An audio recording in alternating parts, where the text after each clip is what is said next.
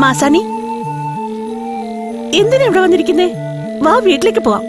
ഏയ്, എന്തെങ്കിലും ചെയ്യ്.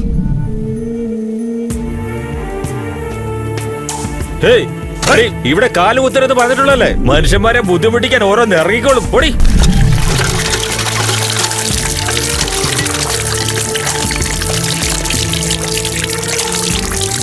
ഏയ് ഏയ്, ഇവിടുന്ന് വെള്ളം കുടിക്കാൻ പാടില്ല. നിന്നെ ഇവിടുന്ന് ഭ്രഷ്ട് കൽപ്പിച്ചതല്ലേ? പൊടി, ഇങ്ങോട്ടിനി വന്നു പോരുത്. പൊടി. സർവേശ്വര.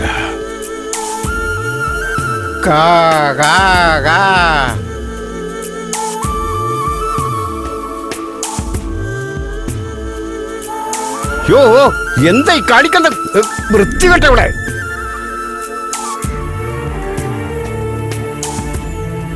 എന്തിനാണ് ഇങ്ങോട്ട് വന്നത്?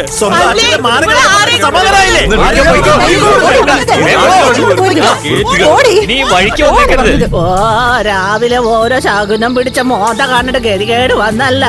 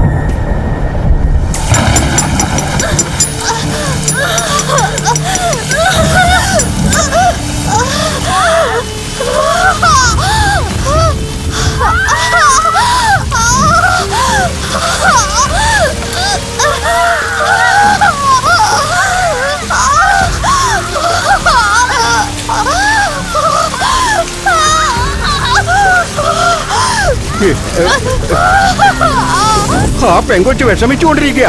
ആരെങ്കിലും ഒന്ന് സഹായത്തിന് വിളിക്ക്. അവളെ ഭ്രഷ്ട് കൽപ്പിച്ചതാ. നല്ല മഴ പെയ്യുന്നുണ്ടല്ലോ. ഇന്ന് ഇവിടെ നിന്നിട്ട് നാളെ പോവാ. ഞാൻ മഴയത്തല്ല നിൽക്കുന്നത്.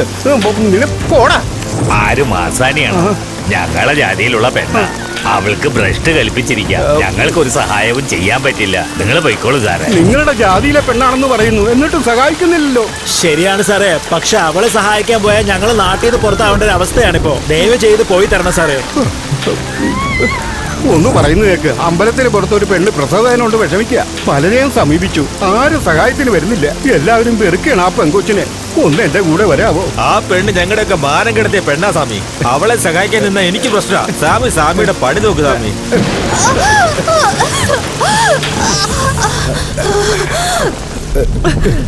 അയ്യോ, ആൺകുട്ടിയാണല്ലോ. നിങ്ങൾ അവനെ തുടരുത്. എന്താ മോളെ? ഞാൻ വൃത്തികെട്ടാളാന്ന് പറഞ്ഞ് എന്നെ ഭ്രഷ്ട് കൽപ്പിച്ചിരിക്കുക. നിങ്ങൾ അവനെ തുടരുത്. അത് മാത്രമല്ല, നിങ്ങളൊരു വലിയ ശില്പിയാണ്. അതുകൊണ്ടാണ് ഞാൻ ധൈര്യമായിട്ട് തൊടുന്നത്. പക്ഷെ ഞാൻ പൂജിക്കുന്ന സ്വാമിക്ക് ജാതിയും മതവും ഒന്നും തന്നെ ഇല്ല മോളെ. നല്ല മനുഷ്യരെ തിരിച്ചറിയാൻ കഴിയുന്നവനാണ്. മനുഷ്യനെ മനുഷ്യൻ സഹായിച്ചില്ലെങ്കിൽ പിന്നെ ഈ ലോകത്ത് ജീവിക്കുന്നത് എന്തിനാ മോളെ? മോളെ, നീ നന്നായിട്ട് സംസാരിക്കുന്നുണ്ടല്ലോ. നീ ആരാ?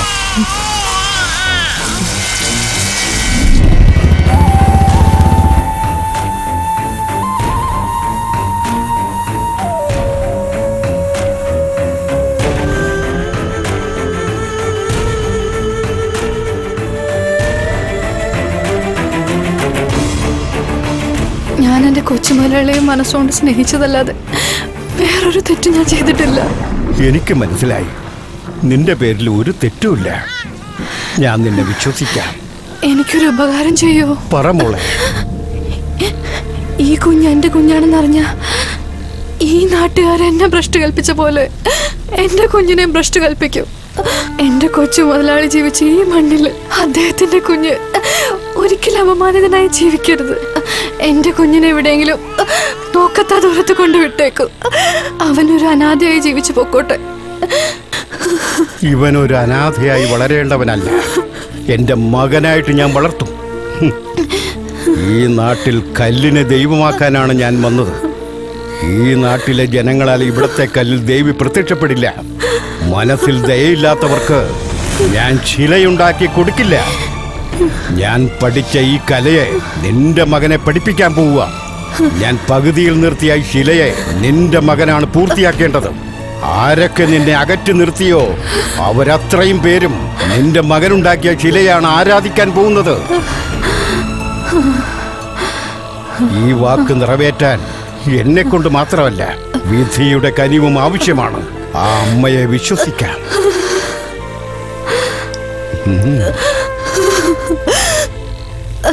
മോളെ ഓ മോ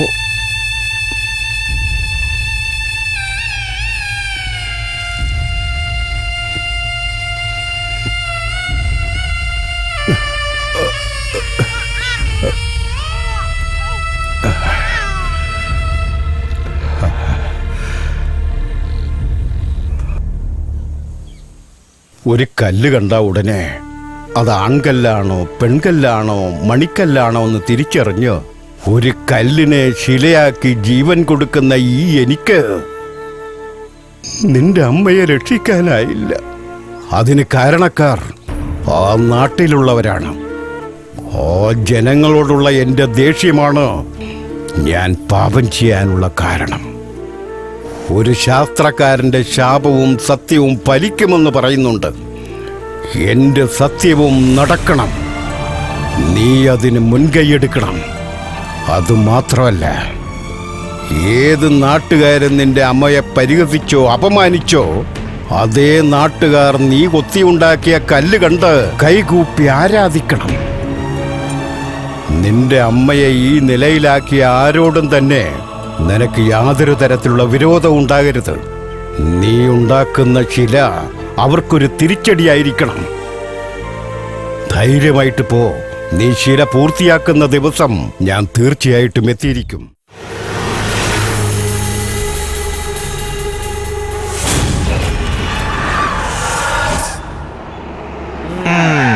നമുക്ക് എത്തേണ്ട സ്ഥലം എത്തി. നമസ്കാരം. വളരെ സന്തോഷമുണ്ട്. ശിലയുടെ പണി പെട്ടെന്ന് തീർക്കണം. ഈ നാടിന് നല്ലൊരു കാലം വരണം. അതിനൊന്നും യാതൊരു കുറവും ഉണ്ടാവില്ല. നിങ്ങളൊക്കെ ഇവിടുത്തെ വലിയ ആൾക്കാരല്ലേ, ഞങ്ങൾക്കൊരു കുറവില്ലായിരുന്നാ മതി.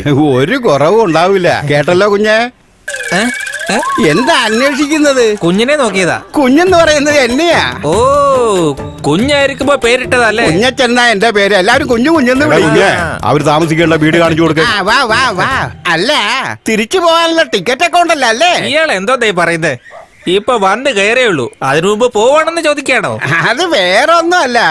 ഇതിനു മുമ്പ് പല ശില്പികളും ഇവിടെ വന്നിട്ടുണ്ട്. പിറ്റേന്ന് നേരം വെളുത്തു കഴിഞ്ഞ ആരും ഇവിടെ കാണില്ല. എന്താ? നീ അടങ്ങ്, മുഴുവൻ കേക്ക്. എങ്ങോട്ട് പോയെന്നോ എവിടെ പോയെന്നോ ആർക്കും ഒരു ലക്കും പിടിയില്ല. മച്ചാനെ, നീ എന്നോട് ഇത് ആദ്യം പറയാത്തെ? പറഞ്ഞാ നീ വരില്ലല്ലോ, അതുകൊണ്ട്. ഇപ്പൊ ഞാൻ വരുന്നാണോ? അനിയാ, ഞാൻ പോയി താക്കോല് വാങ്ങിട്ട് വരാം. ഇവിടെ നിക്കേ. എടോ കുഞ്ഞെ, ഒരു മിനിറ്റ്. ഇതിനു മുമ്പ് ശില്പം ഉണ്ടാക്കാൻ വന്നവര് പറയാതെ പോകാൻ എന്താ കാരണം? ഇന്ന് രാത്രി ഇവിടെ അല്ല താമസിക്കാൻ പോകുന്നത്. അപ്പൊ താനെ മനസ്സിലാവും. എന്ത് മനസ്സിലാകുന്നോ? ഇവിടുന്ന് എങ്ങനെയെങ്കിലും ഒന്ന് തടി തപ്പണം. അതായിരിക്കും ശരീരത്തിന് നല്ലത്. എടാ വിഷ്ണു, നിന്റെ നന്മയ്ക്ക് വേണ്ടിയാടാ പറയുന്നേ. വെളുക്കുന്നതിന് മുമ്പ് നമുക്ക് ഇവിടുന്ന് രക്ഷപ്പെടാടാ. എടാ, എനിക്കൊരു ലക്ഷ്യമുണ്ട്. എന്ത് സംഭവിച്ചാലും ഞാൻ ആ ശില്പം പൂർത്തിയാക്കിയേ വരൂ. നീ ഒരു ശില്പിയാ. ഈ നാട്ടിൽ ഉണ്ടാക്കാൻ പറ്റിയില്ലെങ്കിലും വേറെ നാട്ടിൽ പോയി ജീവിക്കാം. രാവിലെ വന്നപ്പോ കുഞ്ഞ് എന്താ പറഞ്ഞെന്ന് കേട്ടില്ലേ? ഇവിടെ വന്ന ശില്പികൾ ആരും ജീവനോടെ തിരിച്ചു പോയിട്ടില്ലെന്ന്. എന്ന് വെച്ച് അതിന്റെ അർത്ഥം എന്താ? ജീവൻ പോലും കിട്ടില്ലെന്നാ. വാടാ, നമുക്ക് പോകാം. നമ്മൾ എവിടേക്കും പോകുന്നില്ല. ആരെങ്കിലും എന്തെങ്കിലുമൊക്കെ പറഞ്ഞു എന്ന് വെച്ച് ഭക്ഷണം എടുക്കാൻ പോയി ആ കുഞ്ഞിനെ കാണുന്നില്ലല്ലോ. അടുത്തെവിടെയെങ്കിലും കട കാണും. വാ, നമുക്ക് അവിടെ പോയി കഴിച്ചിട്ട് വരാം. ഞാൻ വരുന്നില്ല. എനിക്ക് നന്നായിട്ട് വിശക്കുന്നുണ്ട്. ശരി, നീ ഇവിടെ ഇരിക്കെ, ഞാൻ പോയി ചായം വീണ്ടും മേടിച്ചോണ്ട് വരാം.